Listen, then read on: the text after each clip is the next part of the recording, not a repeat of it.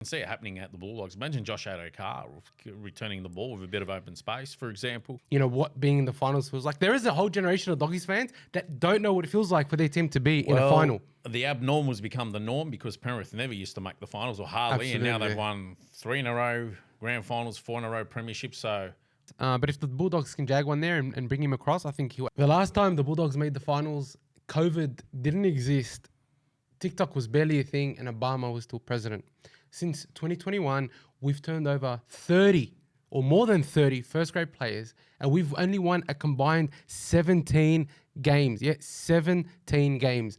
The club has signed 10 players to help stop the rot, as has been well documented. But how are we going to go in 2024?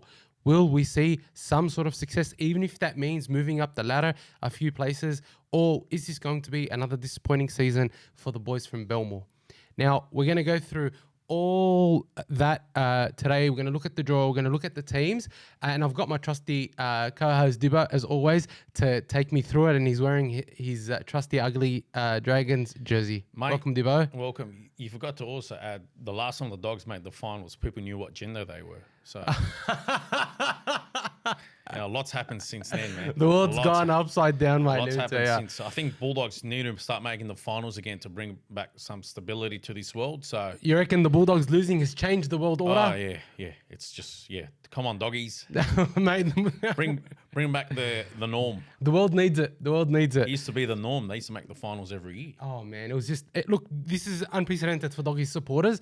And to be honest, like, you kind of feel like you're out in the wilderness a little bit as a Doggies supporter, not knowing, what being in the finals feels like. There is a whole generation of Doggies fans that don't know what it feels like for their team to be in a final. The abnormals become the norm because Penrith never used to make the finals, or hardly, and now they've won 3 in a row grand finals, 4 in a row premiership. So it's time to bring back the norm. Come on, Canterbury. But you know what always stays the same? The Eels still haven't won a premiership. Nothing ever changes when it comes. Sorry, I have to rip on the Eels. I get a kick out of it. Sorry, Eels supporters, if there are any watching this. What happens if they end up with the spoon? What would you do? Would that be a grand final win? I'd be pretty upset, to be honest. I know they have a big supporter base. I don't want them to do that bad. I don't want them to win, but I don't want them to do that badly. But before we do anything else, right now, if you're watching this video, I want you to give this video a like and subscribe if you can right now. That would really help us. We've got a lot of content coming, and it's, last episode we did very, very well, and we're hoping to keep the momentum going. Now, as we record this at 5 p.m. on a Tuesday, the team for the second preseason trial, that will be this Friday at 8 p.m. against the Sharks, has just dropped. And let me tell you, there are a few surprises. Now, Dibbo and I have been talking back and forth about who we think is going to be in the Bulldogs' top 17. And I had Sexton as my number 7. But it's quite interesting to see that, firstly, Sexton is number 21, whereas Drew Hutcherson has been chosen as the starting 7 for the second preseason trial in a row. And that for me is it's not shocking, because I think, Hutcho has the potential to guide the team and is a vocal player, right? And if you, like, in the first preseason trial against the Storm, he played both sides of the ruck. He spread the ball well, and he combined very well with Taff. I thought that was great. Now, what are your takes on that? I think Ciraldo's got a tough choice. He knows where he needs to build this team up. It's in the halves. It's in the forwards. He's got no dominant half there. In my opinion, he's got no dominant half. I mean, he's got Sexton, Burton, and already forgot his name. Hutcherson. He's not that forgettable, bro. Honestly, there's no standout there. The only standout you get there could be Burton if now he's excelled in playing another position, So what you're saying is... He does have an asset to him. We know what his asset is. Obviously, his running game in his boot. I just feel like there's no dominant half there. And for Ciraldo, it's... He's waiting for someone to put his hand up? Is that what you think?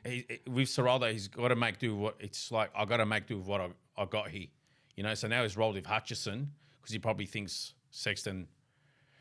Well, Sexton didn't give him what he wanted at the back end of last year. Maybe at training as well. Hutcherson's just only arrived at the club. And look, he's ready. He's the preferred half. But we'll wait and see how it is after maybe 4 or 6 rounds where Canterbury's sitting on the ladder, whether he might swap that around again. Yeah, I think it's interesting. We've had this discussion before, but I think he really needs to pick and stick. Like if he decides to go with Hutcherson, he's got to go with Hutcherson for 12, 14 weeks. You can't after 3 or 4 weeks abandon. I just don't think that's... Oh, definitely not. No. And you know what it does as well is I think it disturbs Burton's consistency, and it doesn't allow him to build that combination where he has the chemistry with his 7 to be able to know when and where to inject himself. Because I think Burton needs a dominant 7 to allow him to play his natural running and kicking game. And I think the more chopping and changing that you do, the worse it's going to be for Burton as a 6. And honestly, I feel like the fact that he's played with 700 different halfbacks over the last 2 years has actually stunted his growth as a number 6. And even though, you know, we've seen him do some great things, not having that consistent 7 partner means that he's had to sort of chop and change how he plays. And he was even at 7, you know, in certain periods of the year last year. So, you know. If Canterbury suffer this year, it's because they don't have a established or a dominant half, and also the middlemen, the props. If you read an article during the week, it quoted Phil Gould, and he's on the money. This is probably the last season or two, or including this season, is probably the toughest it's been for the player market. Like, everyone's pretty much locking their players on overs. Yeah. You know, so it's very hard for the, you know, emerging clubs to sign players. Like West Tigers probably have gone and spent their cap now, and they might be rooted for the next 3 years. I don't think they spent it wisely. But Canterbury's got money to spend. Unfortunately, everyone's locking up there's their players. nowhere to spend it. But hey, you know what? The Dragons are in the same boat. Just mentioning the Tigers, I thought they looked very good on the weekend. Against 12 men. I mean, yeah, okay, sure, it was against 12 men, but I thought Aiden Caesar had some good touches, and Arpi looked like he was... Aiden Caesar's... Canterbury could have probably went for him. I thought it would have been a better option. He's not a long-term option for us. So a good 1 or 2 year option, but I think Canterbury's best hopes at the moment for a half to come through is going to have to be... Someone's going to have to be a gun in their junior base to come through. I mean, who is it? I know there's an 18 or 19-year-old. What's his... Woods, so Mitchell Woods, he's a long way away. They just re-signed him. Is he the one that the AFL wanted as well? That's the one. He's a freak. He's a freak. How old is he now? Honestly, I don't actually remember. 17? I think he's 17, but they've signed him till 2027. So he's got a long ramp up. But then Joseph O'Neill last week played very well. Toby Sexton straightening up the attack, did very, very well. So look, the good thing is, regardless of no one actually standing out, I think that we have options. So he's a building for a few years from now. Definitely building. He's got to keep going up. So just before we keep going, I just want to actually read out the announced team, just to sort of just because I think there's some interesting tidbits here. Yep. So this is from 1 through to 17. Blake Taffas at fullback. You've got Wilson on one wing. You've got Bronson Xerri in the centres alongside Stephen Crichton. Good centre. It's great to see Stephen Crichton put on the Dogs jersey, see how he's going to perform. And then on his wing, he's got Josh Adokar, which I think, you know, I'm very, very excited to see how they play together. That's a great back five. It's an excellent looking back five so far. And then we've got Matt Burton at 6, Hutcherson at 7, King at first prop. Then you've got Reid Marnie at 9. You've got Pawasa Fa'amasuli at 10, which I think is very interesting. You've got Viliami Kikau. We'll take it as it's only a trial, but anyway. It is only a trial, I agree, but I think this is starting to look more and more like what the starting 17 could be. Yeah. Kikau's playing this week as well. It'll be interesting to see what his fitness is like. You've got Jacob Preston at 12. And the other interesting thing is Jamon Salmon's at 13 again. Right. Which I think, again, he played very, very well in that first trial. But we're going to talk about the first trial, but let's just keep going. 14, you've got Kurt Mann. At 15, you've got Sam Hughes, who had a great game last week. Josh Curran at 16 and Curtis Moran at 17. Now, the extended bench, you've got Kitioni Katonga, you've got Eli Clark, Toby Sexton, Jarrell Skelton, Bailey Hayward, and Bailey Biondi-Odo. Oh, right? Bailey's back. Bailey's back. He played for the All-Stars, the Indigenous All-Stars. So I think that's an interesting team because that top 17 is looking very close to what I think will be the starting 17, with the exception of someone like Jacob Kiraz coming in, right, to replace like Bronson Xerri. Any props out? So I think Liam Knight's not part of the team for this second trial, Right. which I think is justified because he had a very poor game last week. And then you've got Ryan Sutton, who's injured. He's out until I think about round 10. Yep, he's not a significant loss. It's not a significant loss, but also that is depth that we don't have. Yep. That we could have otherwise used. And I thought the other player who I thought would have gotten a run here that I thought performed really well last week was Jack Todd. Was another prop. So he's a young newbie, prop. eh? Yeah, young prop. Right, and Jordan Samrani. Now I know Jordan Samrani generally plays as centre, but in periods in the last week's trial, I thought he was playing sort of second row prop. And I was interesting to see if they were going to try and sort of mold him into that type of player because he's a big, rangy, big guy. But I think it's very interesting that Kurt Mann's at 14. I think that's where Kurt Mann will find himself throughout the season, and he's a great 14. He can come on. He can fill in at 6, at 9. He can fill in at lock. He can fill in even at second row at a pinch. But also, he's played fullback before. Honestly, this guy is he's a jack of all trades for the Dogs. So it's interesting to see him there. Josh Curran on the bench. Yeah, that's good. Curran's good. He can play a few spots. I don't really see him as a middle though. I see him more of an edge. I agree with that. He's just there for relief. You're getting towards where I want to get to. It's your middle. You're lacking the middle. Honestly, it's a good sounding side. Like you're 1 to 5. Yeah, even you're 6. Hutcherson's he's reliable, and then you got your middlemen, and then you got a good second row partnership. I think the second row's great. I think it's great. And then you go to your bench, right? You got Sam Hughes. Well, I know it's only a trial, so it's good that Sam Hughes I thought was impressive last week against Very Melbourne. impressive, yeah. It's just your middle. Anyways, hopefully somebody emerges for you guys this year. Well, Sam Hughes is that. Yeah, he's that guy. We're hoping he's that guy. He could be that guy, yeah. I really hope he does. I would have.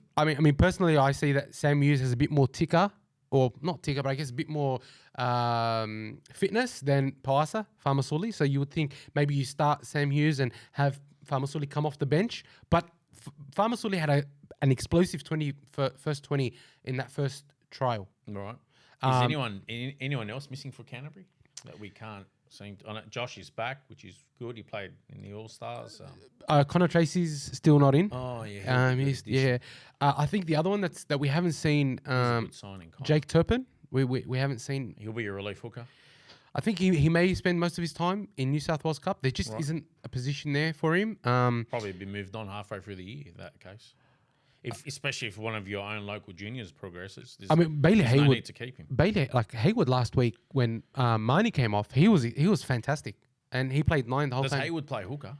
He was the hooker, the Chris Keating looking ginger dude that was straightening up the attack. I thought he was a halfback. Well, they have him at hooker. Oh, okay. Maybe he has the potential to switch around, but I want your thoughts. Do you think that based on the team, Crichton's at 4, Taff is at 1? Do you think that's the way that Ciro's going for the round 1 team? Yeah, and the good thing is, I think it's starting to come into the modern game. There's a few sometimes. I know Flano did it with when Flanagan was at Cronulla, he alternated. Sometimes he put Barber into, I think, on the wing or the centre. Yeah, and he put Valentine Holmes at fullback. Right. He wants to do it at St George at the moment with Lomax and Sloan, or you have a few options there. Might be someone else. But I can see it happening at the Bulldogs. Imagine Josh Adokar returning the ball with a bit of open space, for example. Kiraz, he breaks a lot of tackles. He'll be a weapon at returning that ball. Fully fit, he'll be fantastic for us. There's a few. Crichton's another. Oh, Crichton's great. To be honest, Bryson Sherry's a damaging runner. When hopefully he gets match fit. I know he's been out of the game for 4 years. He's looking big. He'll shed a bit of size. Comes with cardio, but as long as he maintains his strength. So do you think Kiraz is not there? Wilson, do you think Wilson gets that wing spot over the Connor Tracy? Man, Connor Tracy can play fullback. He can play in the halves. He's got explosive speed. But it's a good headache to have. It's a great headache, yeah. Because your back 1 to 7 are going to be on notice every week. I know Crichton and Addo Carr will always perform. Those guys are always rockets. Kiraz, they gives you 150% every game. Remember in that 36-degree heat against West Tigers last year? He was unstoppable. I think he ran 300 metres. It was unbelievable. It was like a furnace out there. And look, to be honest, he played injured for a majority of last year and still averaged something like 160 meters a game. Yeah. When's he back? Round. Oh no, he's fully fit. Just. Yeah, he's fully fit. I'm Okay. just not sure why he hasn't chosen him, Probably unless he's nursing injury. I haven't. It's not according to what I've read. But Yep. Where's or I was gonna maybe you want to touch on it later. Where's the missing man, Carl Alawapu? What's happening there? So Carl Alawapu had. I'm sure you guys are aware. He had neck surgery. Yep. So he'll be out for the whole year. Damn. Essentially. Yeah, if he comes back, hopefully he's all right. He can resume his career. He's only 18. He only just turned might 18, so he's not. You know, he's got plenty of time. Might work in his favour. Look, he's a big boy, big hits for a young guy. I think Yep. we're blessed to have him to come back next year as well. He'll be the forgotten man, but yeah. I don't think He'll be back. I don't think the doggies are forgetting him at all. I think that He'll be a forgotten man for this year, and then next year they're building towards they'll something realise they special. got an asset. Absolutely. And so I think seeing Kurt Mann on the bench sort of excites me a little bit. I think that it's good cover, but it's also an injection of ball playing, good like as we said last week on the last podcast, he's got 92% tackle efficiency, which is fantastic. I just think you guys need more boppers. Look, it's because I'll point it out, like you got Kurt Mann utility, and then you got Jamon Salmon utility, and then you got Josh Curran who's more kind of like a utility, and then you got one big man on the bench relieving the other two big men. And mind you, they don't really set the world alight. The big men in the middle. It's a criticism I'm giving Canterbury because some will agree. But then you got Kurt Morin in the 17. He's a fantastic fiery character, but just the structure. Bro, calm down. It's just a try. But just if he's going to roll with that for the year, it's not going to work. The thing is, Curtis Morin comes on and provides energy. It's something that you can't. He's a small forward. But man, he brings more go forward than a lot of big props that we have at the Then club. they really got to go on it. They got to try something. We to know get that. more forward. We know that. We know that. Trust me, the Bulldogs know that. But it's sort of, as you say, you've got to make do with what you have, right? So I think that's a something that the Doggies have to sort of work towards. But look, Jamon Salmon, I think if you sort of tell him you're an out and out 13 and you're there to link both sides of the ruck, right, or both sides of the attack, like the first trial, he blew me away. For me, Jamon Salmon was sort of going to be a Reggie player for us. He was always going to be in New South Wales Cup and comes in when needed. But after what he showed last week, especially how he combined with Drew Hutcherson and Blake Taff, I thought, hang on a second. Our attack, if we can continue to gel and we can build into this, we could actually have a very good attack with him there. And he's a bigger body. Like you don't you don't really want to have him on the bench. So if you have him starting at 13, I think that's I don't know. It's Who are they playing in the trial this week? Sharks. Are Sharks going to be full strength, or are they going to send out another reserve grade team? I can actually double check that. That's a good question. I know Sharks don't want to have two bad losses in the trials. They probably want to redeem themselves now by forming a stronger side. But yeah, I think a lot of headaches for Cameron Ciraldo. A lot of good headaches. Yeah, but look, if he sees that, there might be, or it could be good, could be bad. If Cronulla come to play and some of the guys that performed last week don't perform at all against a much stronger side, then he'll have to make some tough decisions on who to go with in the 17. No, I'm with you. And they've got a full team. They're starting 17. Where's that game at? Shark Park? Belmore. Belmore, another one. Friday night? 8 p.m, yeah. I heard you'll be there.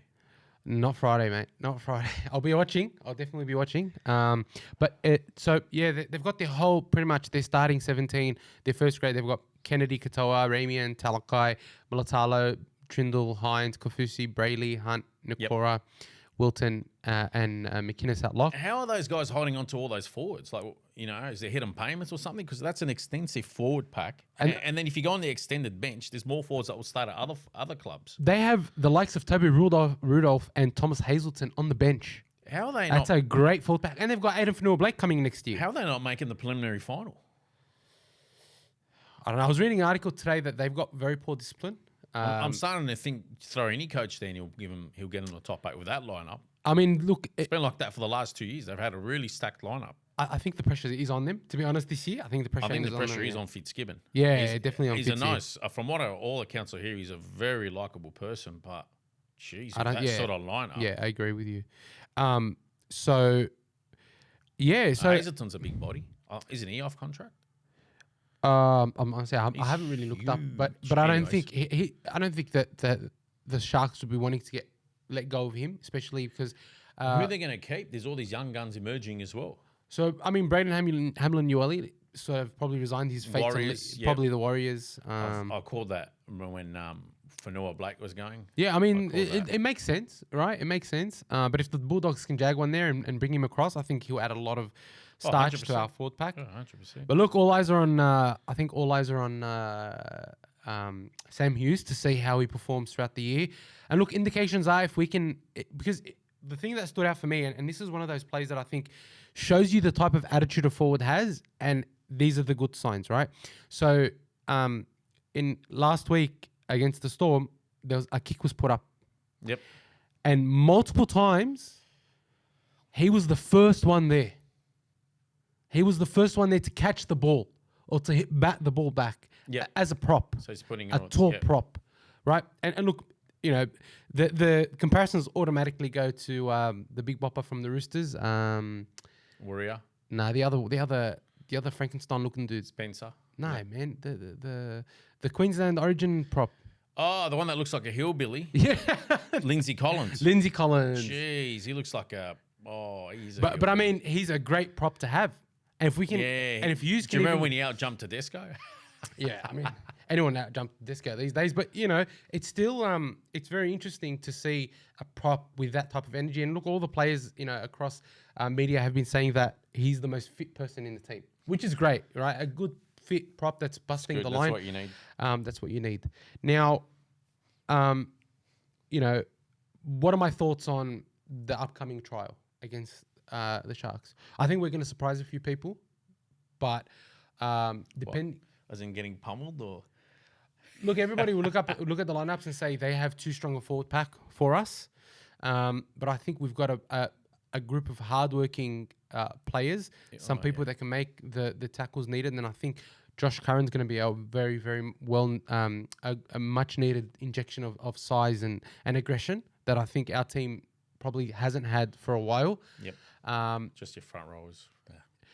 Interested to see how Farmasuli performs against a proper forward pack in the first 20 minutes. He's been around for a number of years, but the Melbourne forward pack was a Ron Massey Cup forward pack.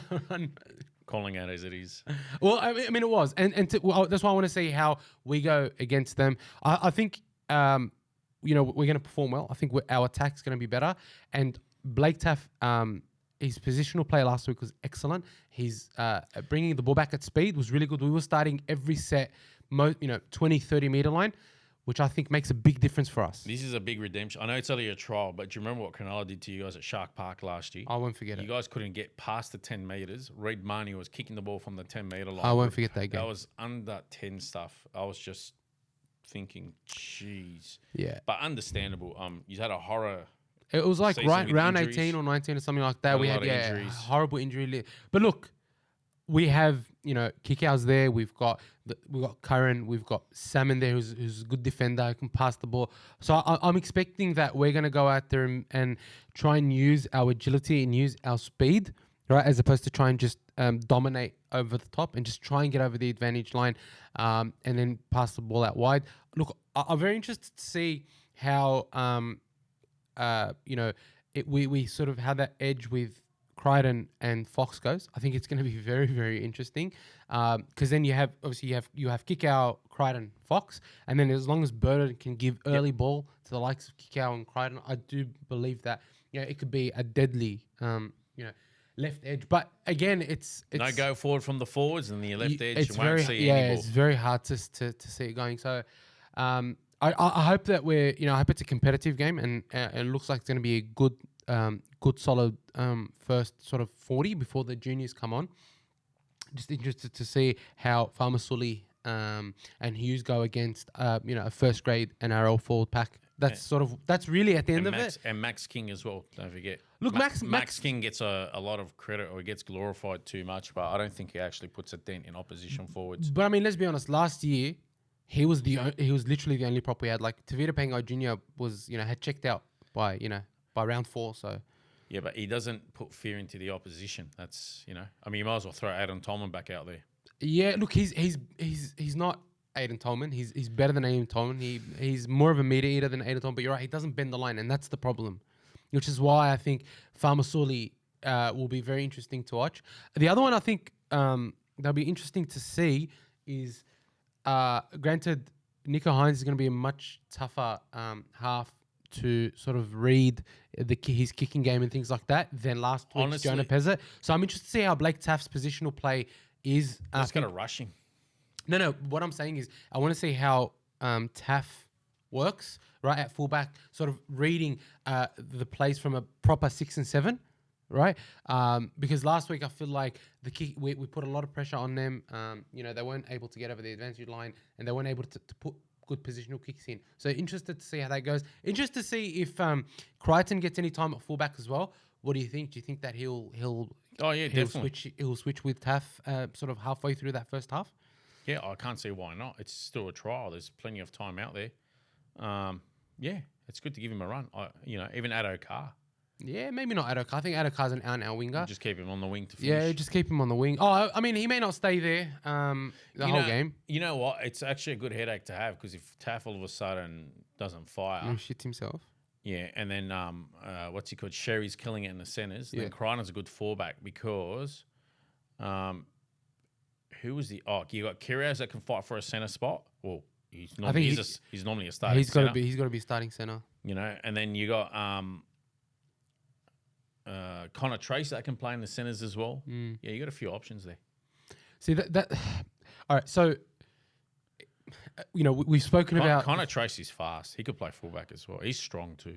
All right, so what I've done, because now we're sort of getting to predicted lineups, I want to sort of go through what my predicted lineup is, and I want you to tell me what you think. Yep. All right. So I've got Blake Taff at fullback. Yeah. I think look, it's my go. That's my go-to at this stage. Ball playing, speed, positional play, experience. He's played in the grand final at fullback. So I have him as my fullback, even with Crichton and Connor Tracy fit and ready to go. No, Crichton, you keep him in the sentence, yeah. Yeah? I've got Blake Taff as fullback, right? On the wing, I had Connor Tracy or Blake Wilson. But what about Jacob Kyrgios on the wing? He started his career at the wing. He did start on the wing. He can be like another Josh Mansell with those. He prefers centre.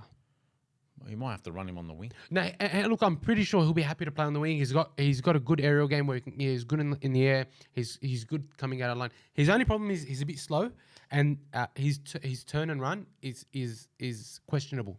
That's my problem. I think that Wilson is a lot quicker.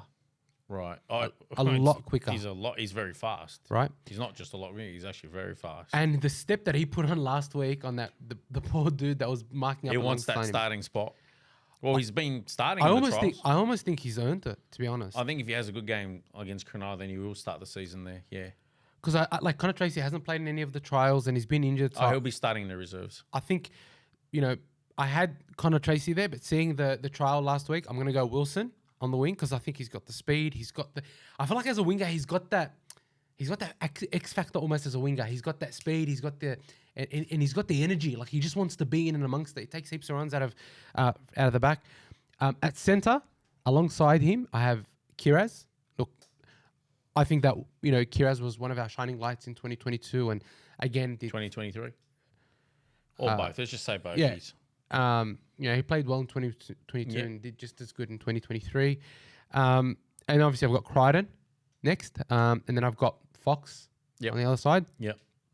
Burton, I've got him at 6. I had Sexton at 7. I thought we would have started with Sexton to go the year, but yeah. Look, Hutcherson seems like he's impressed at training and he's done well in the trial. I don't know if he's impressed Ciraldo. I think he's just maybe Ciraldo's not even sold on Sexton at all. I mean, what can be impressive about Hutcherson? Look, it's hard to say what he's seeing at training, but my question to you is this, right?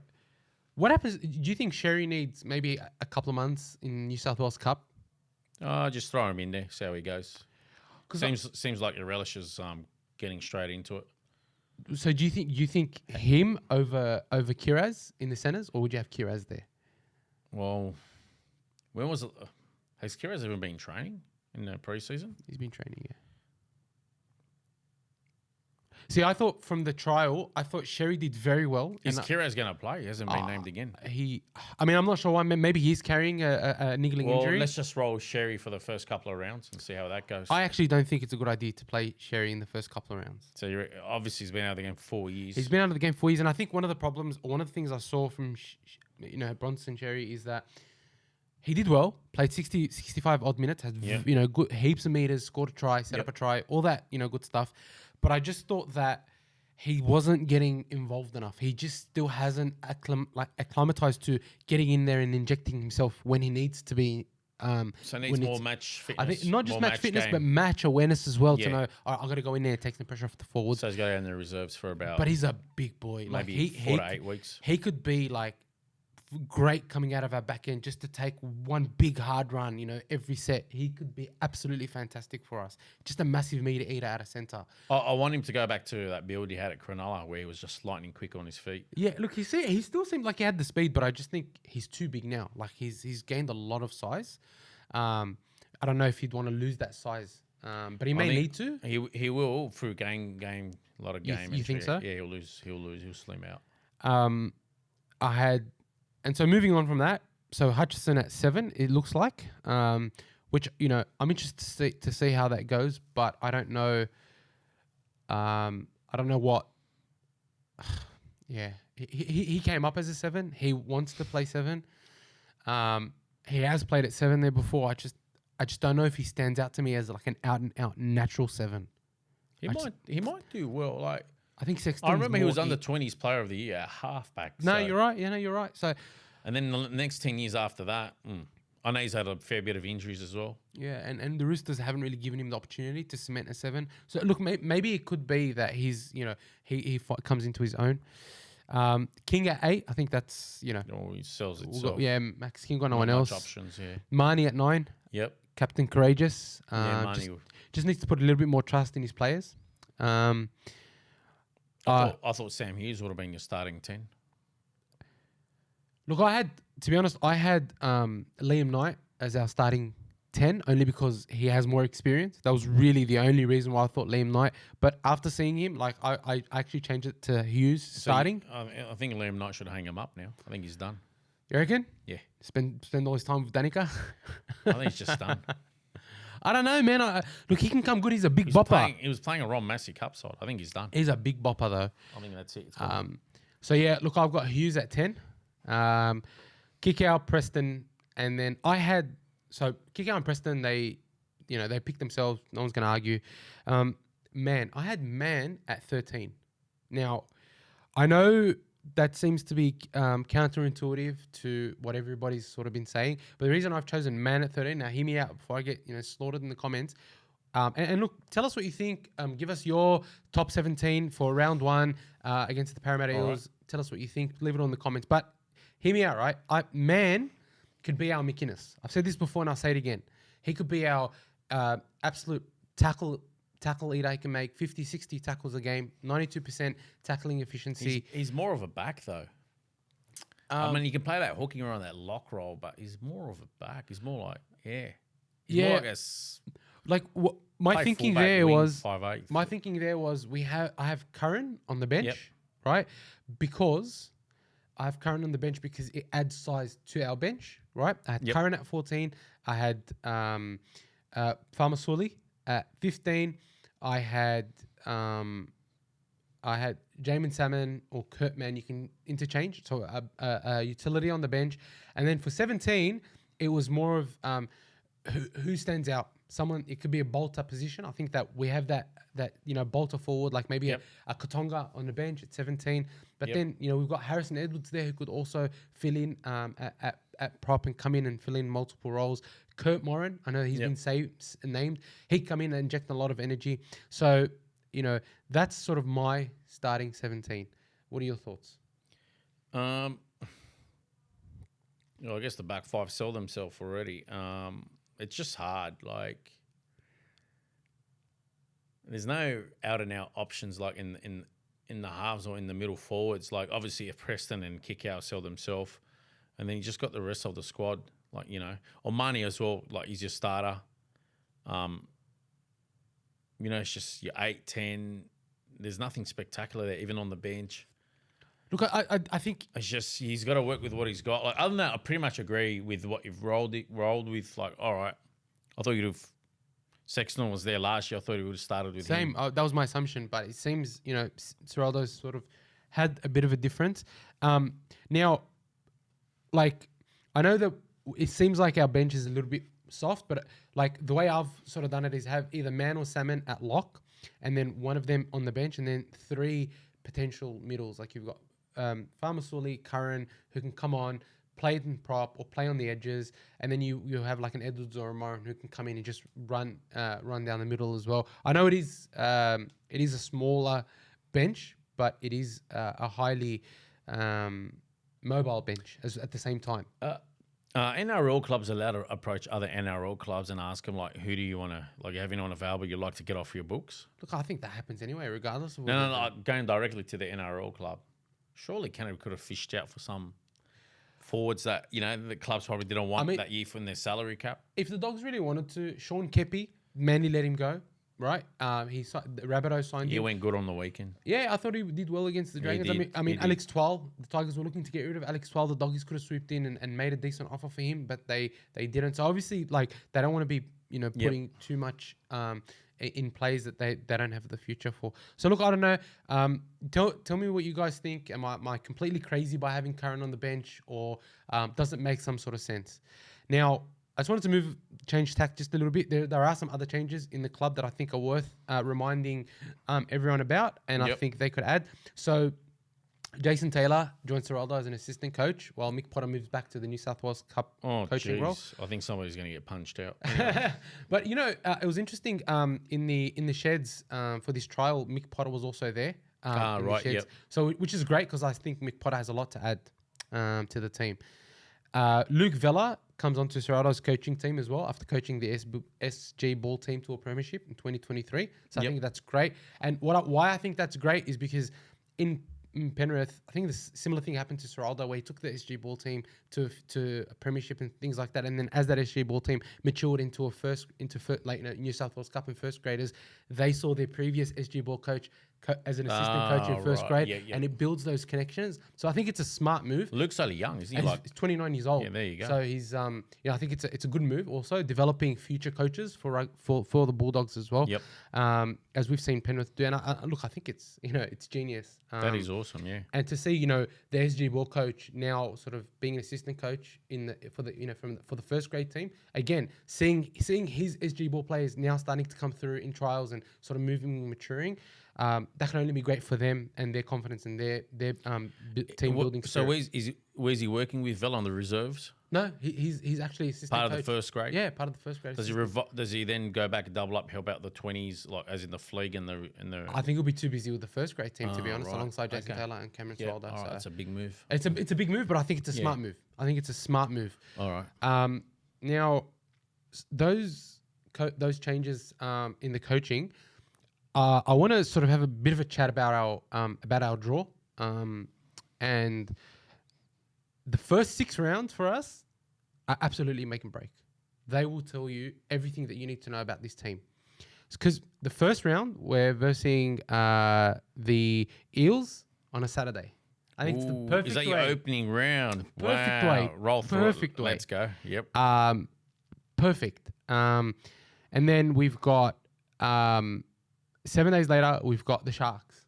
Oh, yep, that's all right. Tough one. Yeah, not bad at all. Yep. I think it's fantastic. Because now we're gonna there's no stuffing around. There's no wasting time. It's like you get straight into it. You have to play your best, right? Yep. There's no mucking around. You don't have time. Then we've got the Gold Coast, who I think will be one of the most improved. Is that teams. away or home? That's home. Oh, home match, good. Yeah, and to be honest, I think the Gold Coast will be one of the most improved teams in the competition by far. They've got a great coach. They've got a great team, and they'll be out to prove to the other Queensland teams that they've got to watch their back. Yep. And then we've got the Easter clash against the Rabbitohs. Is that the 4th round? That's the 4th round. Yeah. Yep. Who else? On the 29th of March. Oh, actually, no. Sorry. That's not the Easter round, I don't think, because that's the 29th of... I think the Easter round will be about... No, it's not the Easter. Sorry, apologies. I don't know why I just assumed it was. But anyway, We verse them on a Sunday. Yep. I think it's going to be a great game too. Generally, they are Sunday games against Rabbitohs. Oh, it might be the Easter round, actually. In March? No. No, isn't it in April, that game? No, that one's in March, 29th of March. Oh, okay. Yeah, go on. Then we've got the Roosters. Yep. Who, by all accounts, should be, in the top 4 this year based on their team. Yep, go on. Right? Which is interesting also, Jared Royer-Hargreaves today announced that he's last year in the NRL this year. Yeah, I thought he would have retired last year, but anyway. I mean, I think now it's about a payday next year at the... Yeah, anyway, and then round 6, we got the Storm, right, in Melbourne. Could be 0-6. Honestly, that's the fear, that we could be 0-6. I think your best bet to win against those 6 sides would be the opening round against Parramatta. I think you guys can get them.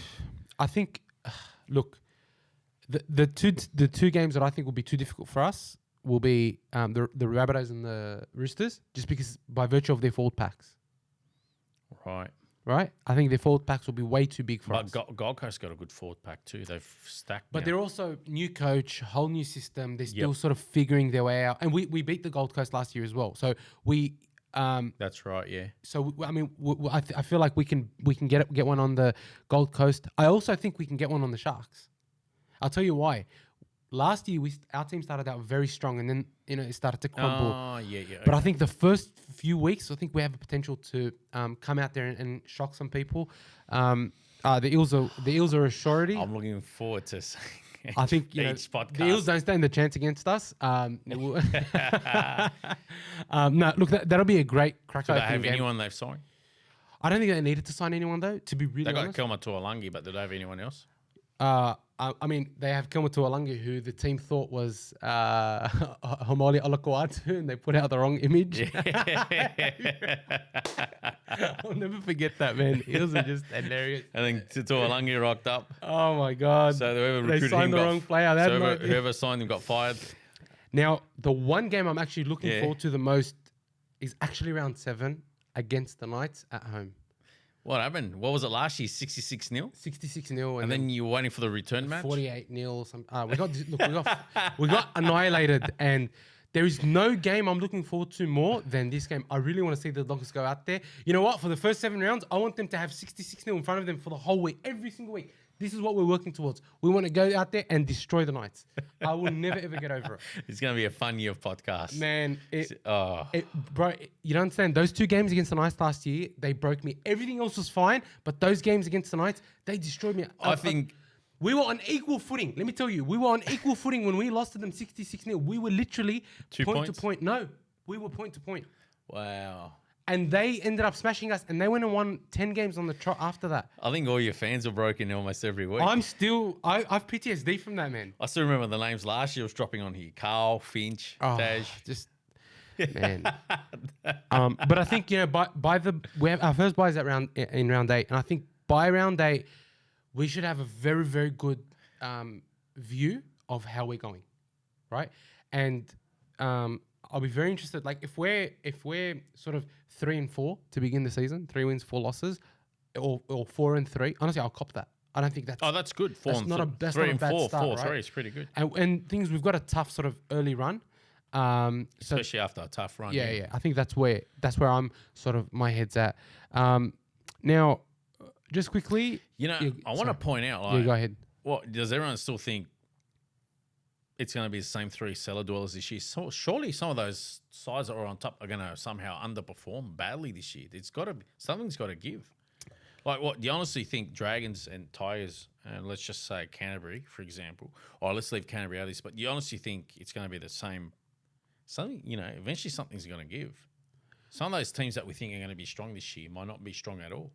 Well, I think will the Cowboys be underwhelming again? Will Para be underwhelming?